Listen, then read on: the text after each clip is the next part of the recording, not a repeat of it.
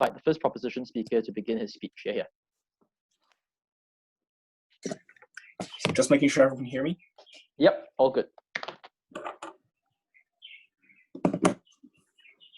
Ladies and gentlemen, proposition has two arguments in this debate. One, that lockdowns are less effective than the alternatives that would have existed on our side. And two, that lockdowns uniquely target certain groups in a negative way. Before that, 4 parts to our stance. One, we regret lockdowns as the primary method of combating COVID-19. What are lockdowns? Briefly, I will define this as like stay-at-home orders, travel restrictions, businesses halting in massive sweeps, etc., etc. What is the alternative that we're going to support on our side? We will still support measures like social distancing. We will have some restrictions, obviously. Like, we wouldn't have mass congregations of like 1,000 people in a movie theater at once, because obviously no one's going to defend on either side of the house, and people aren't stupid enough to do that as well. But furthermore, what we will propose is that we're going to take all the political capital that we use to enforce these lockdowns, and instead, we're going to direct it towards things like making more masks, like making more hospitals, and to have better research for vaccines, etc., etc. These are the things that we're going to support on our side. Two, we are not against lockdowns in isolation, in a vacuum. Rather, we just think that in a perfect world, while they might work, that all we're saying is that in this context of the status quo, that in retrospect, that we should not have adopted this as a primary method because there are more effective means of addressing this. Three, we will not outrightly ban lockdowns. All that we're defending is not the primary use of lockdowns to combat COVID-19. In special circumstances upon which they're necessary, we will still support them. We just think that they are not the primary method that every single government should take, and we should not glorify this method as being the only method that will work. Four, we will encourage people to like still not move recklessly. So like, obviously we're not going to encourage people to get the virus. We're not going to encourage them to do that, to do stupid stuff. Rather, we're just going to try to just not have enforced lockdowns on our side of the house. That's what we're defending. I hope that's clear. Is there any clarifications I'll take at any time? First argument, therefore, why lockdowns are not effective or are less effective than alternatives. There are 2 things I want to note here. Firstly, that lockdowns are not 100% guaranteed that you can cure the virus. 4 reasons. A, because for the poor slums with poor airflow and poor air circulation, especially when you have things like very, very shabby apartments that don't have the proper air conditioning, it means that in a lot of these instances, even if you're physically separated by like 3 feet of concrete, that you can still get the virus very easily. Like in SARS, like in 2003, like my parents literally had a friend that got this from their neighbor's toilet, because like the poor areas that exist in the status quo often means that even if you have lockdowns, that a lot of these poor areas aren't going to be necessarily effective to a large extent. But B, because you will always have some people moving around. You have like utilities workers, like first responders, like poor people just in general that need to move around. But C, because you have a lot of panic of the people. Because make no mistake, no matter what you do in the status quo, there are always people that are incredibly panicked. What this means is that there are always people that are just like running around trying to like hoard stuff in the supermarket, etc., etc. But D, because some people just simply cannot afford to stay locked down. Even when the government checks them with $1,000 every single month, a lot of people just cannot afford this. Like this is why in Wuhan, there was widespread looting across a multitude of these provinces because people were being and they couldn't pay for their own bills. Ultimately, this does not prove that lockdowns are completely ineffective. Rather, it proves that they are not effective to the extent to which we believe them to be in a status quo. But this also means that they can only minimize the worst case scenarios. That lockdowns are only effective in the worst case absolute scenarios, and we can prevent those things. However, we can also address for these things to a very large extent by not having lockdowns and just minimizing the worst things, like not having mass congregations like movie theaters, etc., etc. The second thing under this argument is the more important one. The current context of lockdowns is one that has been proven to be ineffective. The premise is that a lot of individuals in the status quo do not support lockdowns because, for example, America has seen widespread protests in places like Georgia and Washington that are advocating directly against these lockdowns. What's the issue then? A, very simply, that you have protests against lockdowns, and protests incur congregation. And therefore, you have a lot of people that just get the virus because they congregate with each other to protest against the lockdowns because people don't want them. But B, more importantly, lockdowns require 100% compliance to be effective at all. Why? Because a 90% compliance means that you decrease the effectiveness by around 40%. Why? Because when you have any people moving around, even slightly, it can result in exponential increase. Because one person can give it to 5, probably can give it to 25, and like so on and so forth. I'm not very good at math, but like it's an exponential increase in that sense. What's the problem here? Because in America, for example, when at least 30% of the population does not want to do this and they're still marching on the streets against this, it means that the effectiveness of lockdowns are to a large extent mitigated to about 10%, which means that at best, what they only have on their side is like the 10% effectiveness of 100% lockdown. What's the implication then, and why do we get this better? 3 reasons. A, that you have more political capital to use for other issues that actually work. Like, for example, proper social distancing measures, like proper enforcement of the Defense Production Act that wasn't delayed for like 2 months, but also things like building more hospitals, like making more diagnostic tests. Because now people realize that this is the only way to address the problem because like lockdowns aren't existent anymore. But B, because there's more economic capital. Because make no mistake, the US government has spent like couple billion, like dozens of billions of dollars in trying to enforce these lockdowns by like paying people in terms of the stimulus packages, etc., etc. The problem is that we can get on our side, we can direct every single cent of this money into things like vaccine research or other measures that may be more effective in targeting the disease in the long run. Because ultimately, if the comparative is 2 years of lockdown versus like 1 year versus like 1 year of potentially bad stuff on our side, but then you get a vaccine much quicker, we think that's an ultimate plus. But see, because you have more social capital, because people do not like to be pushed around. Like this is why in Sweden, even though there is no formal enforcement of a lockdown, people are generally speaking not moving around as much because people don't want to be constrained, but they're still logical enough to know that moving around will lead to me dying. Because ultimately, when you have more social capital, because people are willing to understand that the government is not out there to like take away all of their liberties, to that extent, it leads to more compliance when you have people that are wearing masks because they are willing to do so because this is how you can save yourself. We know that in all these aspects, it is infinitely more effective than lockdowns themselves. Second argument on how lockdowns uniquely affect certain groups in negative ways. Before I do that, I'll take a POI from anybody. You guys have anything? Yeah, I'll have one. Sweden has literally the highest death per capita in the world in relative to population. In what way was their method of herd immunity effective? That's false. I literally like I did a debate about this like 2 weeks ago. Their death per capita ratio is like much lower than other places like the US, for example. Okay, continue on argument about like why lockdowns uniquely affect certain groups in a particularly negative way. First thing I'll talk about is just poor individuals. Like they're the ones that bear the brunt of the economic harms. Very briefly, what are these economic harms? It's, for example, how businesses can't produce because no one is buying their stuff. It's how, like, for example, in America, you have like 80 million people that are filing for jobless complaints because we think that these things always affect the poor individuals the worst. Why is this really bad then? And it's precisely because the poor individuals are the ones that could never afford to go into lockdown in the first place. They couldn't afford to like live in the well air circulated apartments that the rich people can, and so they can't protect themselves from the virus in the first place. We know that in a lot of these instances, it drastically hurts the most vulnerable individuals in the status quo. Whereas, for example, the rich individuals, the rich CEOs, they can just stay safe in their own ivory towers, and they have many alternatives. We know that in this aspect, it drastically hurts the poor the most in this debate, and they're the individuals that we're trying to protect the most, right? But secondly, it's about the medically challenged individual, because a lot of people needed to get their medical supplies from the hospitals, but they were denied doing so because the government forced everybody else to stay at home and not attend the hospital at all. Like in Wuhan, like a few of my relatives actually had this problem where they needed to get like a heart respiratory transplant, but they couldn't do so because the hospital was like, we can't accept anyone into here. Like these things have literally costed lives in the status quo because people were unable to go to the hospitals because they turned away every single individual.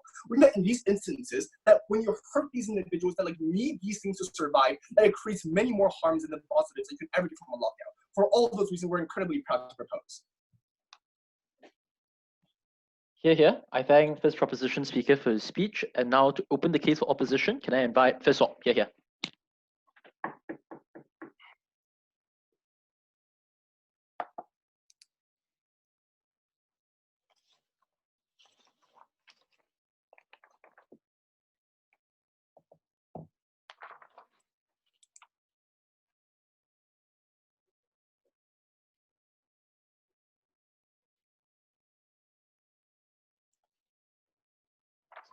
Okay. Testing. Can you hear me? Can you hear me? Yep, all good.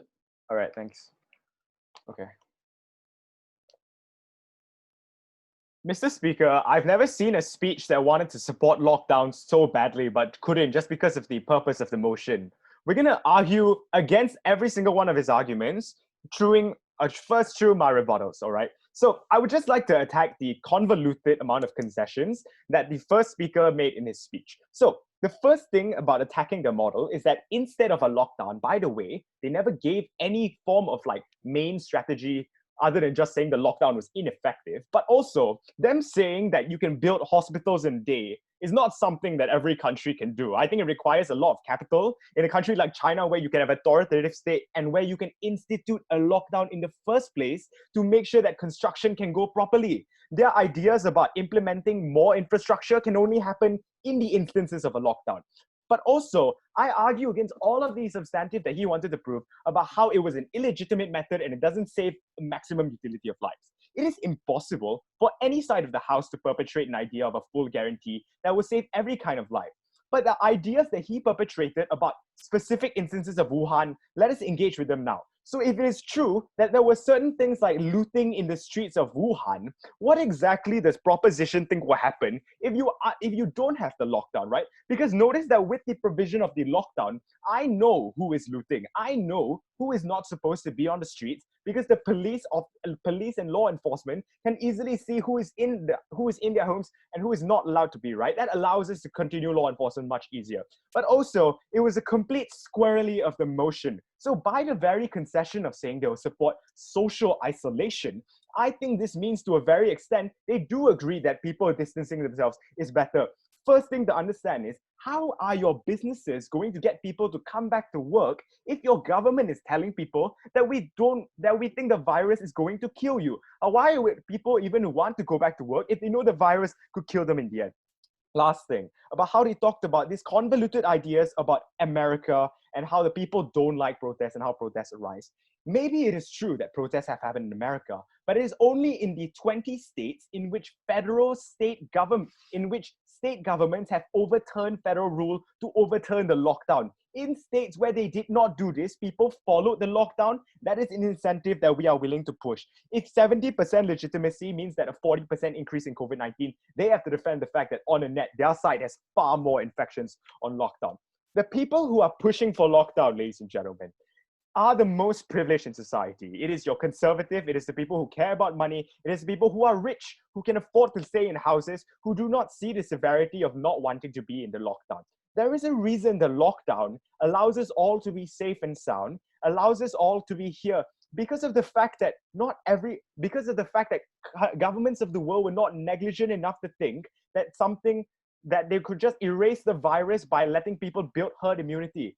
The example that Evan told you in his very POI shows you that countries that oftentimes stick to lockdowns earlier tend to succeed far more. We point to you Vietnam, even China, even Thailand in instances. We say this debate is about the 1.5 million infections in the US versus the swift long arm of Asian governments. This is safety versus death. We have to prove two things in this debate. One, if we prove that individuals can benefit from this lockdown, both privileged and poor circumstances, and more lives can be saved, then we win on that first point. On the second level, we think that any societal effect is proven far worse on their side, we still win.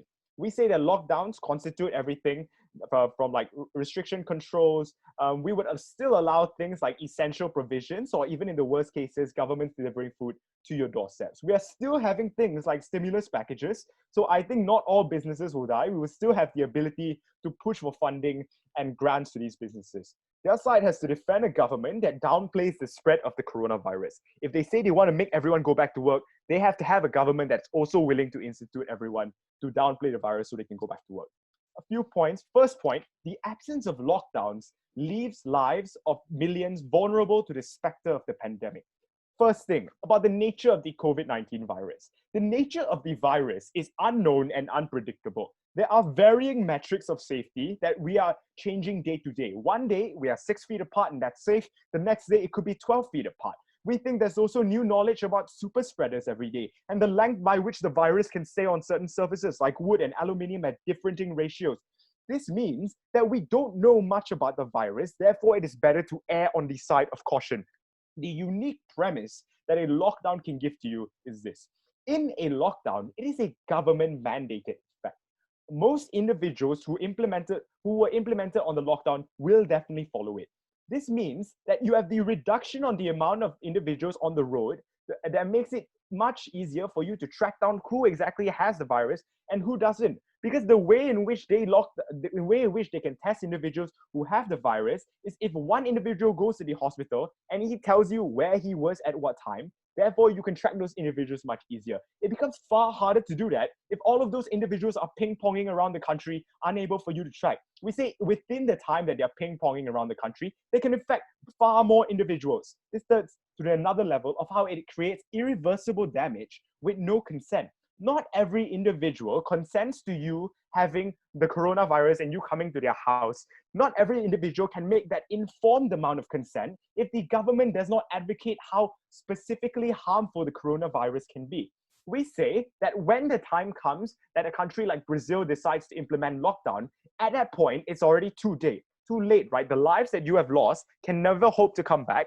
And also, you can't lock down anymore because of the fact that, well, individuals will continue to spread the virus and it's very difficult for you to get a hold on your healthcare system. Finally, your healthcare system, the ability for it to perform relies on it not being overrun by certain individuals. It is very difficult for a healthcare system to be able to save everybody who gets the virus if they have to pick and choose between the old guy and the young man who has the virus. I think that is something that they have to proceed on their side, that they're willing to sacrifice these lives. Idea of principle of national security. Rights, ladies and gentlemen, do not exist in a vacuum. Rights in a society can be overridden in the interest of overwhelming benefit to the state. The reason being is because things like subpoenas exist. Individuals don't consent to being subpoenaed to court, but the court realizes that it can carry an overwhelming benefit to society in the form of justice. Similarly, police officers and firemen don't let you run into crime scenes or fires because it's their active duty to protect you from those harms. We say, okay, fine. If you want to talk about the worst individuals of the virus happening, let's prove to you why they're still beneficial on our side. So the thing about poor individuals needing to economic sustenance and not having a home to stay in, right? First thing, if poor individuals are truly homeless, it is still beneficial for less people to be on the street because that means less people can infect them with those diseases that they can't get the healthcare for. But the second thing about working level individuals is if you have a stimulus package, one that bides time until businesses open, but also I can still have provisions that are much more long-term after the virus has ended, after the lockdown has ended. It is not a burden to give you a roadmap to it, but by very nature of staying home, even if I lose money on a net, at least I get to keep my life and earn back that money after the restriction has been lifted. And the final thing about economics that John will mostly explain on, we have to understand that any economic provision requires the lives of every individual in the state requires individuals in the state to be alive. It is the only way they want to vouch for things like consumption, things like innovation. Every single one of these things rely on your country not being in a state of pandemic, not being afraid to go out, not having individuals who are dying on the streets. Thank you. Yeah, I thank first opposition speaker for his speech. And now to continue the case for prop, can I invite second proposition speaker, please? Here. Hi, can everybody hear me? Yep, all good.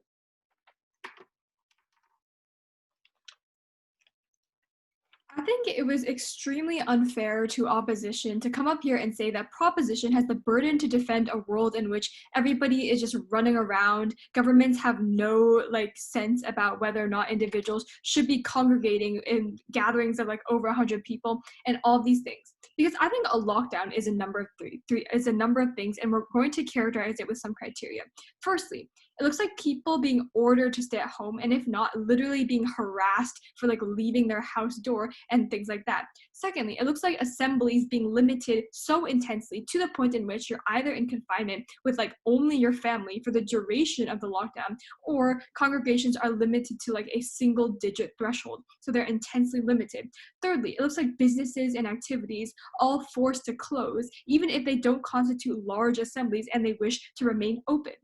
But what are not lockdowns are, we think, things like school cancellations, things like a moderately limited assembly of individuals, for example, not exceeding 100 people, and things like centralized quarantine, right? Because testing positive individuals and individuals who are associating with those individuals being in centralized quarantine is simply restricting the movement of a share of the population to allow some sense of normalcy for the vast majority of individuals. None of these things are, we think, lockdown. But additionally, we would then support things like not only school cancellations and moderate central quarantine, but also things like masks, for example, right? Because respiratory diseases being spread by respiratory droplets necessarily mean that when individuals are asymptomatic, we want to limit this in the best way possible. A few things in my speech. Firstly, I'm going to respond to the arguments we heard coming from opposition, and secondly, I'm going to expand on why lockdowns as a precedent need individuals to buy into them and why you disproportionately harm minorities but also certain countries.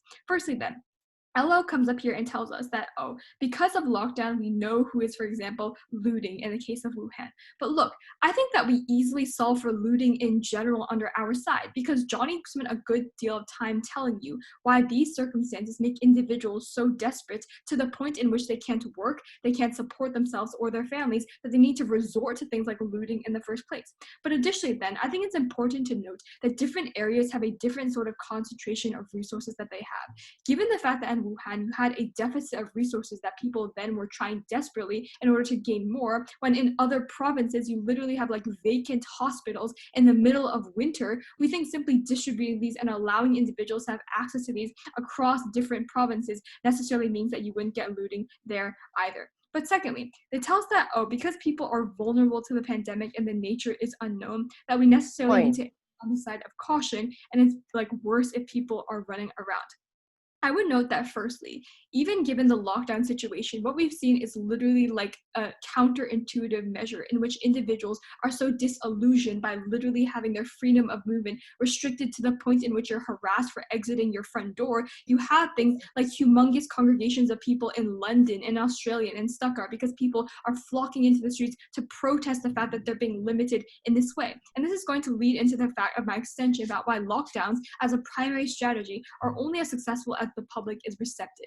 So like, for example, you have in like Sweden and Norway, minor limitations that we don't think constitute lockdowns, i.e. for example, restaurants and churches and like theaters are closed, for example, but people are still able to like take a walk, go to the beach, all of these things. In comparison with nations like Italy and the UK and Ireland and New Zealand, Norway has proven to be more successful, contrary to all of the analysis they give you about why erring on the side of caution and staying at home makes you safer. Why is this true? Firstly, we think that when limits are imposed and they're more respected, for example, you have more freedom versus solitary confinement, then individuals are generally more able to be willing to accept these circumstances. Particularly when in a lot of nations who have the worst types of lockdown, their own leaders don't abide by that lockdown. You have individuals who are extremely opposed to this in general. No, thank you. This looks like, for example, in Scotland, right, where their chief medical officer literally had to quit after visiting her coastal holiday house, or in New Zealand, where the health minister was all but sacked for going to the beach.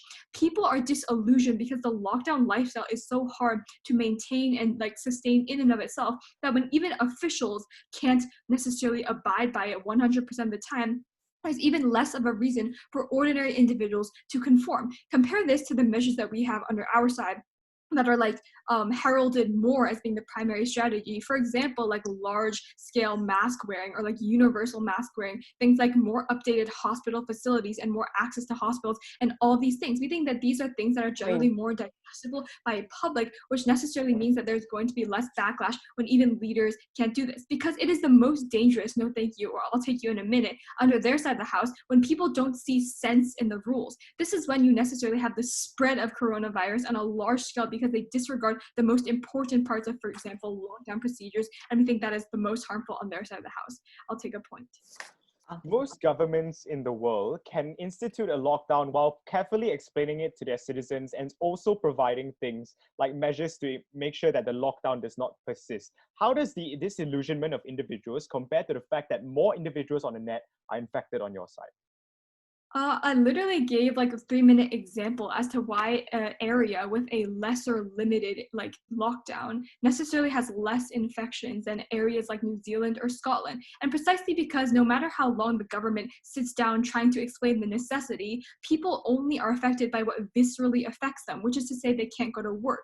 They can't they have to take Zoom meetings and Zoom calls, right? They can't have all of these things that they would normally have enjoyed on a daily basis. We think that is what people are most influenced by, and they never solve for that on their side of the house. But secondly then, not only do you disproportionately harm the poor and individuals who have like the most medical necessity, but we think you also harm states, which ties into why they were stressing so much about like the benefit to state outweighing the benefit to individuals, because you do harm disproportionately like smaller and like lesser off states, right? For example, countries like Lebanon and Argentina, who are defaulting for the first time in years and asking to be bailed out by the World Bank precisely because they have more dependent export economies versus like the US and other like China, for example, right? These are all countries and states that we think are disproportionately economically harmed, and by consequence, their populations are also harmed that much more under their side of the house as well.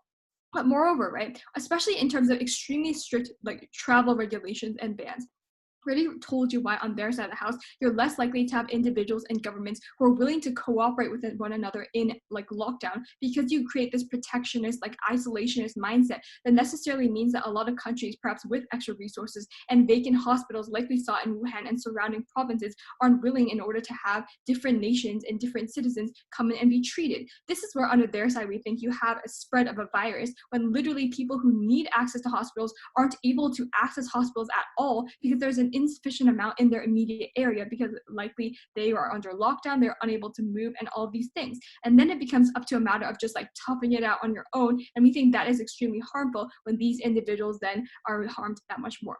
We think we solve this under our side when individuals are able to be treated. We think under our side, we have more evidence, in fact, of individuals once buying into the strategies being implemented by their governments and by their leaders. They're not only more willing to abide by these measures by ensuring that they have like 6 feet apart social distancing practices, but are unlikely to do things like congregate in order to literally protest the very things you're trying to implement to prevent them from congregating in the first place. And that is why I'm very proud to propose. Here. I I'm think so second sorry. proposition. I'm so sorry. Can I have 1 minute to run to the Yeah, toilet? no issues. Sure. Thank you so much.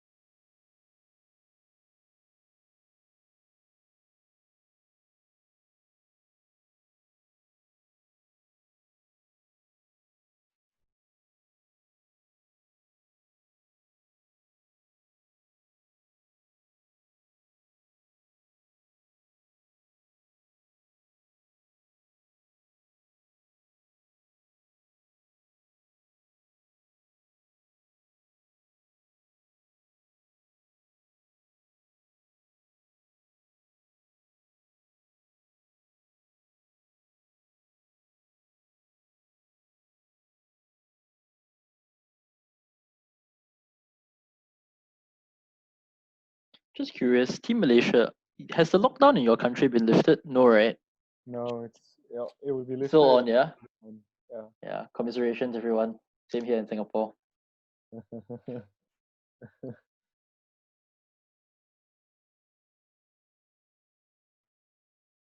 China as well, right? I assume the lockdown is still in place. No, we can go to Yeah. Hong Kong as well. We can go to school. Oh, So, serious? Wait, which Yeah. part of China are you guys at? I'm in Mandarin. Street Center at Shanghai. Oh, okay. Yeah, okay. I guess it's fair. Yeah. Okay. So without further ado, can I invite second op here? Yeah. Hi, can you hear me? Yep. Hear you loud and clear.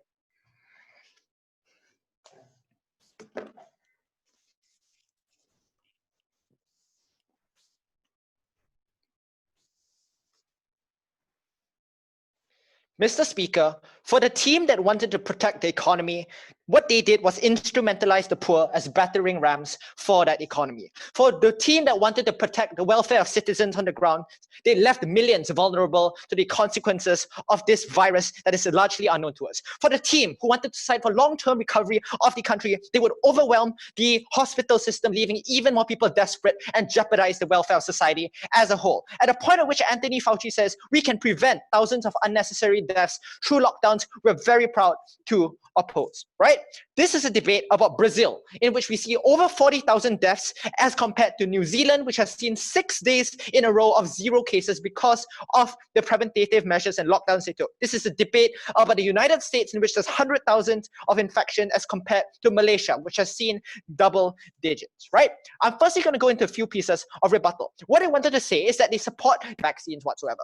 I'll firstly posit to you that we already have billions of dollars from countries all over the world that are going into the development of vaccines whatsoever. So the harm or benefits that they get under their side of the house is very marginal to begin with. But secondly, we would contest that you're able to save much money from this from not instituting a lockdown, as I'll prove in my speech later on, right? What did they say under their side of the house? Understand that the first speaker's analysis was all largely very, very uncontentious and mitigatory at best. What did they say? You have no 100% guarantee of a lockdown working. You're feasibly, not everyone is going to abide by that. All those arguments are merely mitigations of what we want to prove. But more importantly, they concede to the fact that it is important to protect lives and that we have an effective measure at doing so. We would say that we may not have a 100% guarantee, but what they guarantee under their side of the house is that they leave millions of lives vulnerable to this virus, right? We will point to you that in many states around the world, our measures of lockdowns has been extremely effective, whether that be in New Zealand, whether that be in Malaysia. We see the contrast of states who decide to delay the implementation of lockdowns in the United States, or Singapore, which later on has to institute the circuit breaker and has other harms like that. They wanted to say, now you have protests in states like the United States. I'll point to you firstly that the United States is an extremely specific context and is not representative of most around the world. We think that their ideals for liberation and like liberty is very extreme in most instances. We don't see the sorts of protests in other parts of the world. But this also concedes to the fact that the sorts of congregations of protests in which people are close to each other is not one that they want to side with, and therefore concedes the harms of people being together. Later on talked about how, hospitals reject patients whatsoever. We think you exacerbate this multiple fold when you overwhelm the health service, as I'll prove in my speech, right? But lastly, their model, right, which they say we can have schools, we will limit the amount of people, how close they are to each other, so they will still have mitigating factors. First, we will prove to you that this is extremely ineffective. We see how South Korea, who was able to at first get really good treatment of this COVID-19, now just had to close down all schools again because their SOPs and their social distancing was largely ineffective, right? We also pointed to you the example of Singapore. But secondly, note, right, that if their model is about still being able to have schools, but still wanting to socially distance and still having to have regulation, that means that the benefits that they get as regards to the economy whatsoever is severely watered down. And they still do not get the sorts of economic productivity and large-scale production that they want to get, right? Two arguments in my speech today. Firstly, about how the absence of lockdowns necessarily results in the unnecessary deaths of millions of individuals. The first part to note is that COVID-19 as a disease is still largely unknown to us, right?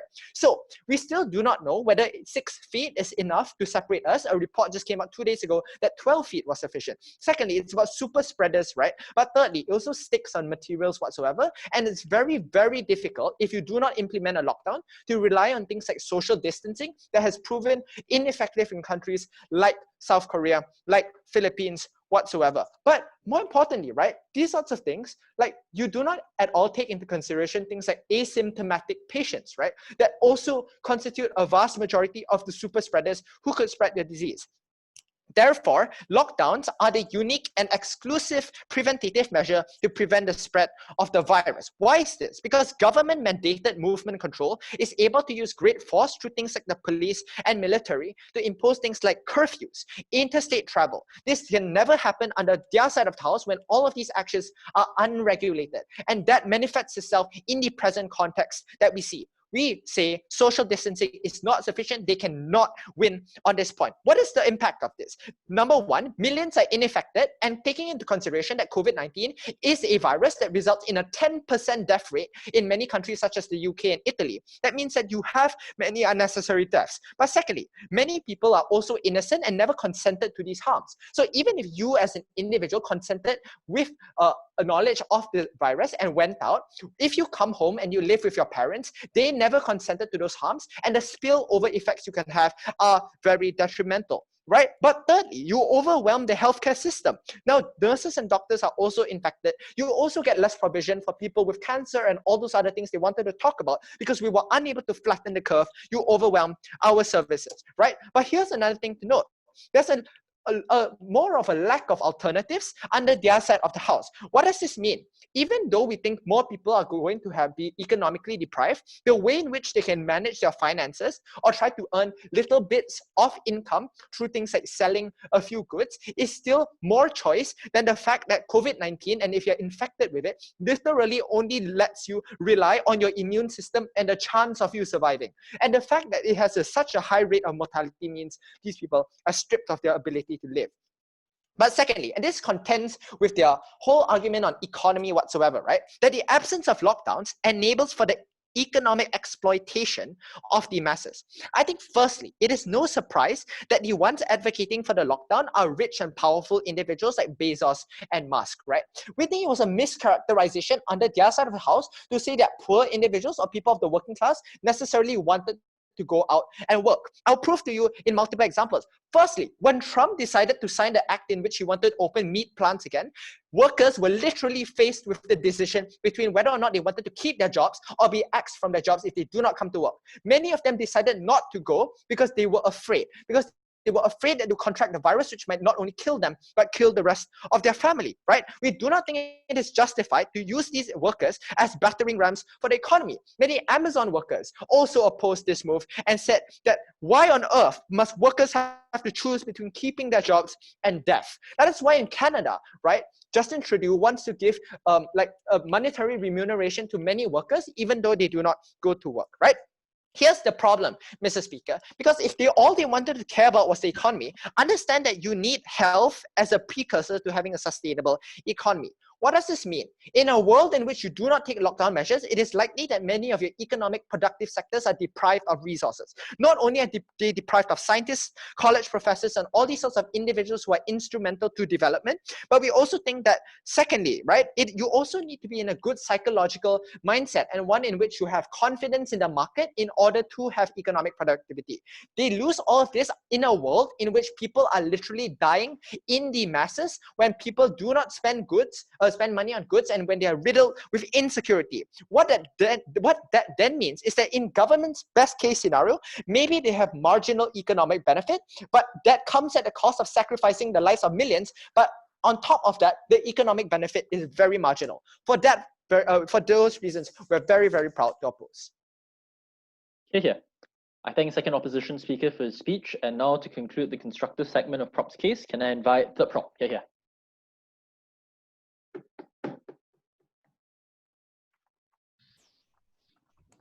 Hi, can you hear me? Yep, I can hear you. All good. All right, sorry a second.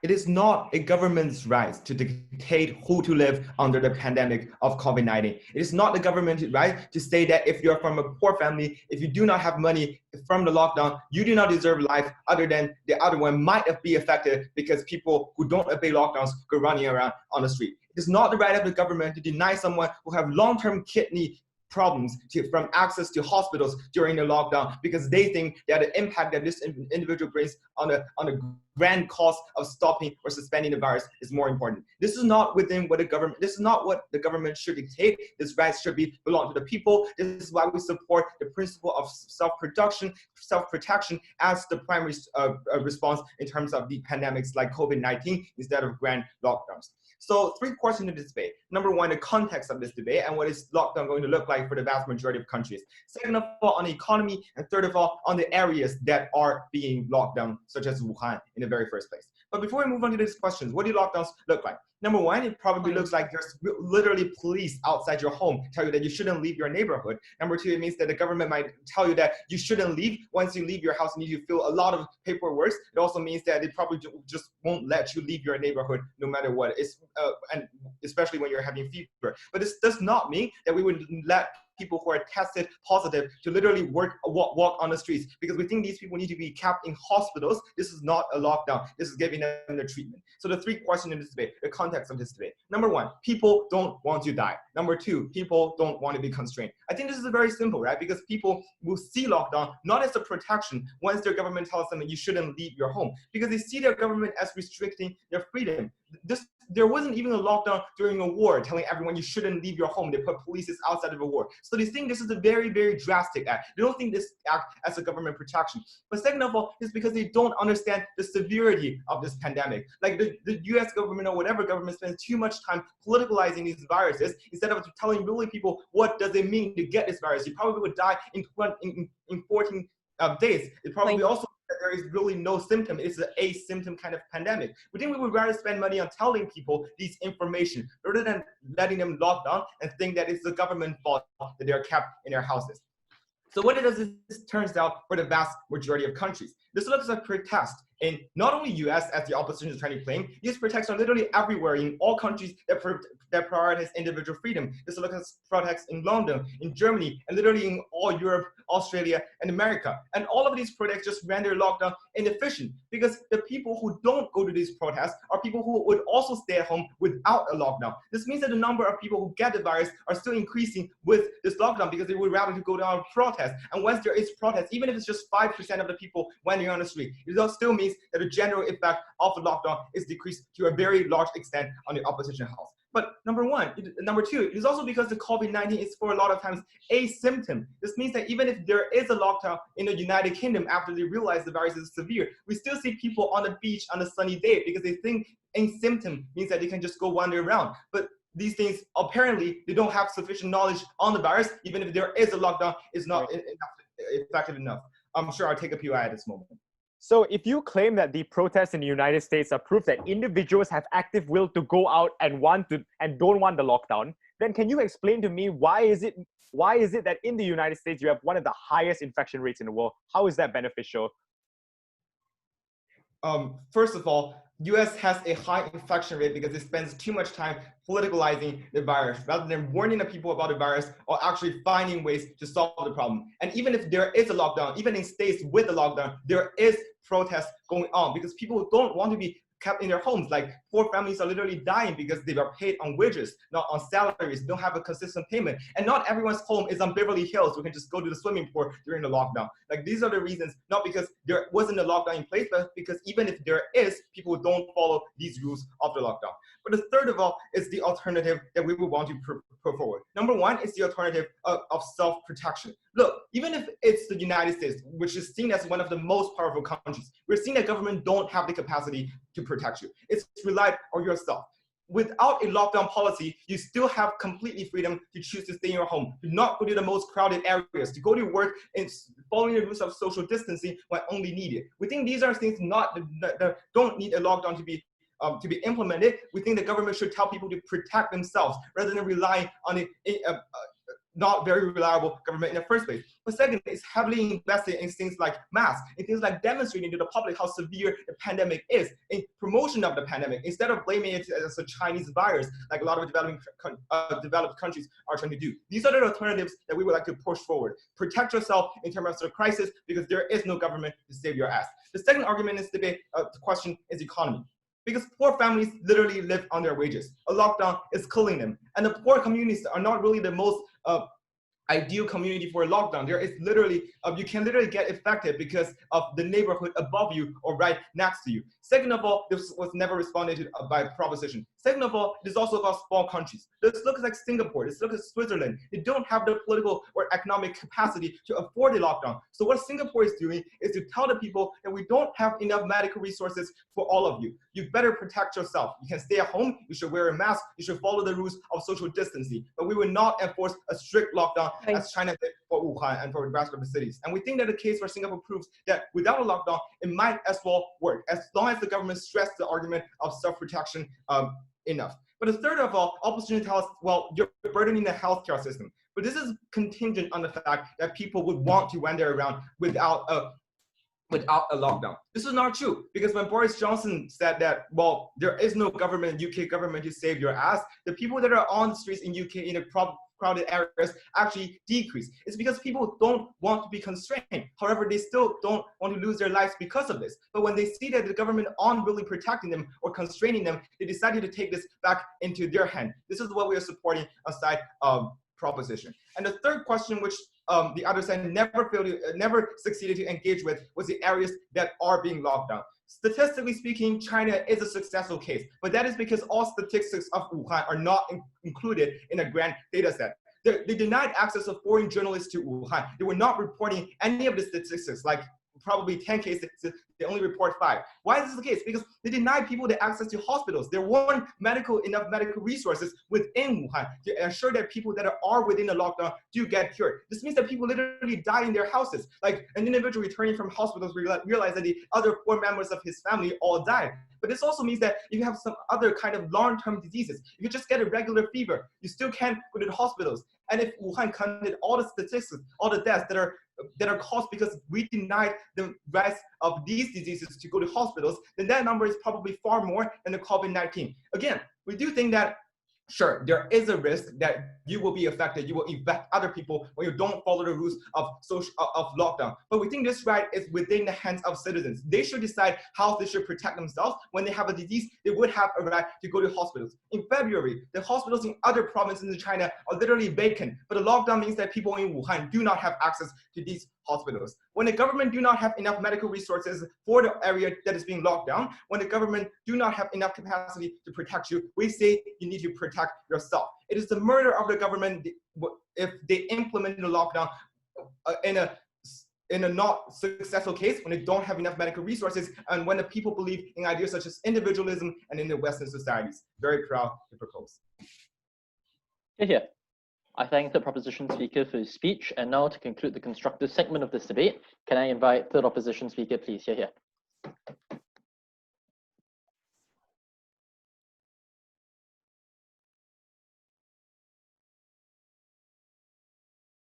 I don't think side of proposition understands the context in which lockdowns operate in. When they argue to you that someone with kidney failure is unable to go to the hospital, essential services are allowed during a lockdown period. We allow individuals to buy food because with no sustenance, even during a lockdown, you will die. Or we have proposed measures such as deliveries to your doorsteps in the very first place. If you need medical assistance and have suffered a heart attack, a hospital is still open. In the context of a lockdown, even the most harsh and most strict lockdowns, all essential services are still permitted and allowed because you need these fundamental services or you suffer a death deficit. But before I continue to my rebuttals and clashes, another clarification that is extremely important to make in this debate. They told you that in places like Wuhan, when other provinces have free vacant hospitals, there are 2 problems with this exact statement. Number 1, are they proposing that individuals travel cross-border to another hospital to get supplies, to get need, when they travel on the train station, on the bus, on the aeroplane? These are the things that they're going to propose to you. Do you know the amount or the multiplier effect you have as one individual potentially carrying the virus? They told us about asymptomatic patients. That's the very stakeholder or the very people that are extremely harmful in their work in the very first place. These are the people that are going to travel across your country because they are not sick. These are individuals that are perfectly fine but carry the virus and spread it to mass amounts of individuals. Number 2, we completely contest the idea that you are unable to get hospital care in your own region or the place in which you have the lockdown. The very reason these are instances that occur is because of the world that side proposition lives in, because they never wanted to flatten the curve. These are the 2, we told you 2 importance of lockdown in the first place. We think number 1, it was to lower the death rate and flatten the curve, to not strain the medical system in the first place. What happens when you never had a lockdown is look at all the countries that never did. Brazil, when they have an influx of cases, but they do not have enough medical staff to help individuals. When they told you that every life is important and we shouldn't pick and choose, they are forcing the medical sector into these kinds of situations. When you don't allow the curve to flatten, when you allow people to go willy-nilly, or you only enforce social distancing measures, we think that is not sufficient in the very first place. And number 2 on the importance of lockdown is that it's easier to implement and control corona outbreaks, the point in which it happens in certain sectors and communities. So if it happens in place A, it means that every individual in place A is better able to be locked down and quarantined, or you know for a fact that there are very little individuals that were able to enter or exit that area. What does this side of proposition look like? looks like. It means that in case in which a pandemic or an outbreak occurs in a certain area, you have zero certainty as to who are the individuals that were present in that area, when they're allowed to travel to other places, when they don't have to stay and have strict lockdowns in the very first place. These are the kinds of things that they're going to have in the first place. We think one corona patient or one individual that's asymptomatic creates a multiplier effect, because the point in which you go to the supermarket or you go into the or you walk in the park and you pass someone, it means you pass it on to them, and when they go home they pass it on to their families. We think it's a chain effect they cannot run away from and they never wanted to engage with in the very first place.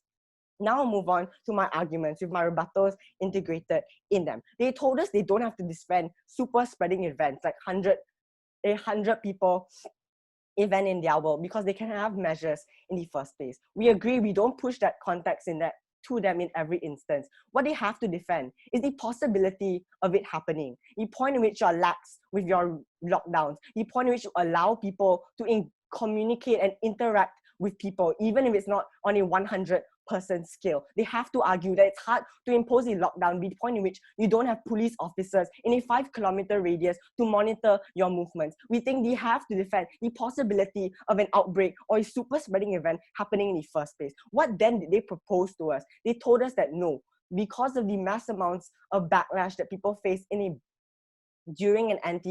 during a lockdown, you have the anti-protest movements and all of these kinds of things that happen. We think, number one, this happens in in most contexts in the world. These are things that don't happen or police crack down on it. But number two, we'll engage with it in any circumstance. Even if a protest occurs and there's 100 people there, there's 100 people that you could monitor, or this is one protest that only happened in a month. What is the circumstance that happens in proposition? We tell you that every single day that they're out there is literally a protest, that even standing 6 feet next to someone could mean you get the virus too. There have been not enough analysis to tell us that like masks are sufficient, when scientists also say that the virus could easily pass through the mask or go through your eyes, for example, when you have in-person contact. The very reason you have this is the very reason we have lockdown is to minimize the contact you can have with potential people. These are the people that will spread the virus to you in the very first place. These are the things they had to defend. Secondly, when they told us about the vulnerable people that they wanted to defend, we don't think we're going to specify on just a certain subset of individuals. We think this virus affects every single person in the country and in the world. And not only is the poor harmed in both scenarios, but everyone on a large scale. We think that the life of this individual has to be prioritized instead of the economy or anything they wanted to propose to you. Because notice when they tell you compliance is extremely hard. Number one, we told you why 100% compliance is impossible in both worlds. But in our instance, the point in which it's broken, it is easier to find out the person, the individuals they were in contact with. It is easier to quarantine an area. But the point in which individuals don't comply, look at the point in which the US opened their lockdowns, when the beaches were flooded with individuals, in the malls in Texas, when no one was wearing a mask because they downplayed the harms of the virus, when they said you can still leave, you can have a mask and that is sufficient in order for you to stay safe from the virus. These are the kinds of instances they have to defend. They are inadvertently creating a super spreader by having the entire community out there in the first place. And we told you how the vulnerable people and all people need to be protected and health needs to be prioritized. We told you, look at all the case examples that we've given to you, and everything they gave to you were examples in which they failed, even in their context. When they told you that no, Sweden is doing fine, they are not doing fine. If you look at this week's report, even though their deaths are low, you have to take it to the scale of the amount of individuals within their country. We tell you there's a trend this week that they have the highest death per capita at large this entire week because they wanted to impose herd immunity orders, because they didn't want to impose on the rights of individuals. We tell you we're completely fine stationing in every single individual outside their house if we had the manpower to do so. The difference is these are rights we will happily give back, the point in which we're able to flatten the curve. And this is where we told you all their benefits accrue on our side as well. We tell you, look at the way in which lockdowns are conducted, the point in which we're able to flatten the curve, where we can actually treat people in a proportional amount, where we don't overflat the system, and we're able to control the amount of cases we have. We're able to make the lockdowns less lax. We're better able to remove restrictive prevention measures, like in countries like Australia and New Zealand, where they open up their economies slowly. This also means the poor and vulnerable individuals that work in these factories are better protected, the point in which the mass amounts of individuals in society are not potential carriers of the virus. Look at the US when Elon Musk opened up his factories. All the poor, disadvantaged people they wanted to defend, these are the people that were at large at harm. We told you in our work how the health of these individuals have to be prioritized. They cannot tell us that merely compliance doesn't work. They create a super spreader event by merely allowing individuals to step out of their house on a daily basis. Proud to oppose. Here. I thank the opposition speaker for his speech, and now to conclude the case for op, can I invite Ot reply? Here. Okay.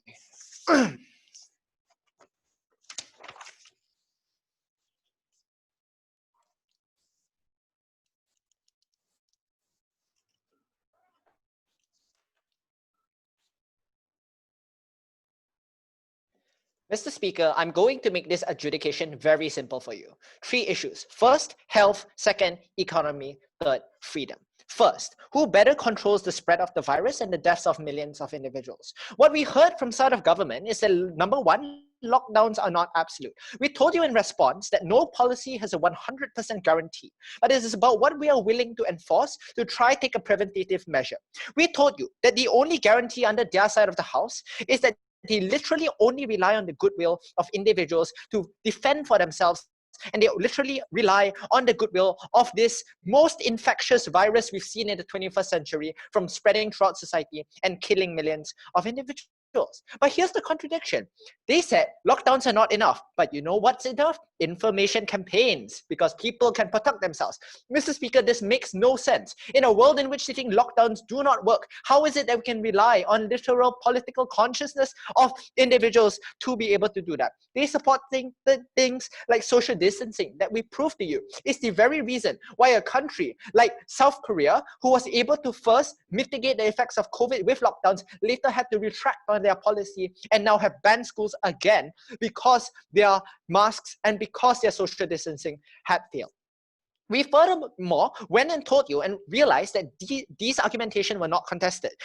That you lead to millions of infections, many of whom are individuals who did not consent to these harms. So many of the individuals they wanted to talk about are individuals who consented and had freedom. But many of people are deprived of freedom at the point at which the effects and spillovers of carriers of the virus spread it to their elderly parents at home. When they spread it to community centers and grocery stores at a point at which this virus is still not one that we can exclusively target and understand. But secondly, we went a step further and looked on a macro level that you overwhelm the healthcare system as a whole. So their person with the kidney failure suffers even more under their side of the house when the failure when this entire system is overwhelmed, right? We told you, we can point to you multiple examples in which lockdown has been effective. New Zealand, Malaysia, Australia, China. What do they have? US and Brazil. We never thought that Bolsonaro's policy was one that was good. The only thing they said is, oh, protests are bad. We told you these are the tiny minority of instances, and every day on the streets in their world is a protest. Secondly, on the economy, they told us that you get greater economic productivity because people can go to work. Realize, in far as this taken in a vacuum may be true, they did not illustrate this, so it cannot be credited, or they did not provide sufficient analysis for it. But on top of that, right, they said we have social distancing and measures and regulation. So maybe 5 people can work in a factory per day. This waters down all of their economic benefits because realize they cannot have all the sweatshop workers being seated next to each other, right? But furthermore, what we told you is that you allow for CEOs to justify the exploitation of workers under their side of the house, where literally you now have to choose between keeping your job or dying to the coronavirus. That was inhumane. Secondly, we said that the deaths of thousands are the deaths of significant contributors to the economy. So workers, right? People who they wanted to say live in slums and contract the virus. These are many of the people who contribute to the economy. They all die under your side of the house. How is it that you better the economy? But secondly, we think that investor confidence and consumer confidence in the market is jeopardized under their side of the house when your country is literally a graveyard. How is it that people will now want to spend their money and contribute to the economy in a way that is productive, right? What this means is that under their very best case scenario, their economic benefits are very, very marginal, and they still sacrifice the deaths of millions of lives. The long-term harms persist from the absolute best of these workers. Lastly, on individual freedom, they said that people have the absolute right to choose what they want to do, and they have the right to act. We firstly told you that their choice and freedom ultimately resulted in the deaths of others, and this is not justified. But more importantly, the state as a unique actor and the only actor is the one who can intervene in such a pandemic and such a crisis to the country. We gave you examples on Jerome's speech about how we subpoena individuals against their will. It has an overwhelming benefit to the state. This is exactly the same. We draw a parallel. For all those reasons, it's a clear win for opposition. We're very proud to oppose. Here. I thank opposition reply for his speech, and now to conclude the debate, can I invite prop reply? Here. Ladies and gentlemen, opposition makes the classic debater mistake, not listening to what we said and therefore rebutting a case that we never provided. They said civil liberties don't matter in the face of a national security, but we never ran civil liberties. They say that we need health as a precursor to the economy, but we never ran the economy gets worse. Rather, we said that when the economy becomes worse, you hurt the poor individuals, and it makes them more specifically prone to getting the virus and spreading it to others because they're particularly vulnerable individuals. They challenged us and said that we were purely mitigatory, when I specifically told you that we will use every single bit of our political capital that they have and direct it into means that are more effective. Our argument was never that lockdowns are purely bad, but rather that in the specific context of the status quo, they are largely less effective than all alternatives. Let us be clear. Opposition does not engage with the case that we provided you, probably because they were complacent during prep when they got the easier side of this debate. One question to answer this debate: are lockdowns truly effective? They basically gave us a lot of flowery rhetoric and said that we want to err on the side of caution. Great, we gave you 3 responses that were heard, no response.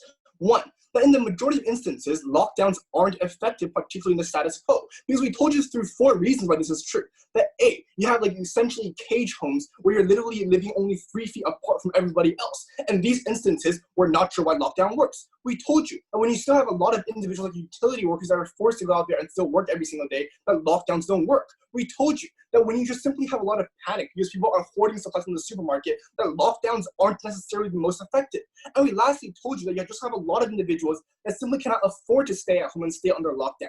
Reading through all these aspects, lockdowns are not as effective as they would appear to be. But furthermore, even if we concede this, even if lockdowns are good in the vacuum, what's the problem then? Because we do not live in the idealistic world that opposition wants us to live in. Because we told you that people do not agree with the lockdowns that we have seen and protests throughout the world. Like in Stuttgart, in Australia, in every single place in the world, essentially, where they had the lockdowns, there have also been protests. And we told you that even a small percent of individuals that don't comply massively decreases the overall effectiveness. Therefore, they need to give us not just mere examples of correlation where there was a lockdown and there was also success, but rather actual analysis as to why lockdowns were the reason why these things were effective. But furthermore, even if you concede everything here, we flipped this entire argument when we told you that you breed social complacency and therefore disillusionment, because you lose the social capital that is necessary for the government to effectively counteract this virus. The implication of all of this is that lockdowns are not any more effective than any other measures like social distancing and masks, which you get more on the our side of the house. What was their response? Their only legitimate response to this was that, well, you're not being very comparative because, like, at most this is just mitigation, right? But the thing is, what we told you from our very first speech that received no response was that you have increased political capital that you can use to create better policies. You have more economic capital that you can use to provide for more funds for like things like vaccine research. And we told you that you have more social capital that allows people to actually comply with the demands like social distancing. So when they ask us, well, why will people like listen to a political conscience if even a lockdown won't work? The reason is simple, because people don't want to feel like the government is taking away their rights, but in Sweden and other places, people are doing it by themselves because they are not stupid either. We think that in all these instances, given that lockdowns themselves have low effectiveness, we can use our political capital in a much better way, and we can really become more effective in combating this. Like, for example, like the important part of like stopping respiratory diseases is masks, right? Like staying 7 feet away from you does not necessarily solve all this because like my breath goes more than 7 feet away, but rather it is the masks themselves that address for the majority of these issues, and so therefore they can't just claim correlation equals causation. But lastly, just a quick note on the poor, because I want to very quickly clarify here, our argument was not just there's less economic growth, and so like they rebutted the entirely wrong thing here. What we said was that the poor are the most susceptible to COVID-19 because of things like how they live in the slums and etc. etc. And therefore, if you hurt them by stopping the entire world inside of other businesses, then you create even more people that can transfer this virus to other individuals. For all those reasons, I'm incredibly proud to propose. Here. I thank both teams for what was a fantastic debate. So what's going to happen now is that I'm going to both mute and blank my screen for the next 10 minutes to deliberate the verdict and then fill in the ballots. I'm going to be back in about 10 minutes. If you guys want to discuss amongst yourself what you felt could have been improved about the debate and talk amongst your teams, please feel free to do so. But I will be back. I think all of us have the same time, so I'll be back at 6:10 p.m. Yeah, 6:10 p.m. in 10 minutes. Yeah, all good? Cool. All right, thank you. Thank you for the debate.